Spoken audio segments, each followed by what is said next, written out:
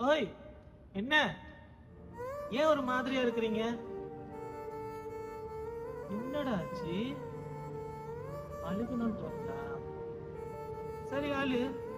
இப்படி எல்லாத்துக்குமே நீ அழுதனா அந்த அழுகைக்கு ஒரு விலையே இருக்காது. உன்னுடைய கண்ணுல இருந்து வர கண்ணீருக்கு ஒரு மதிப்பு இருக்கணும். அதை விட முக்கியம் காரணம் இருக்கணும். நீ அழுகிற விஷயத்துல பாதி விஷயம் அர்த்தமே இல்லாததா இருக்கு. அதனால இனிமே அழுகிறதா இருந்தா ஒரு 5 நிமிஷம் உட்காந்து யோசி. எதுக்காக அழுகிறோம், யாருக்காக அழுகிறோம்? அடி வாங்காத. இதெல்லாம் எனக்கு எப்படி தெரியும்னு பாக்குறியாமா?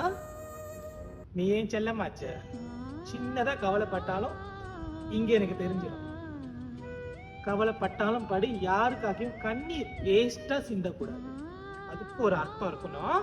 உன்னை நான் அறிவேன், என்னை அன்றி யார் அறிவார்?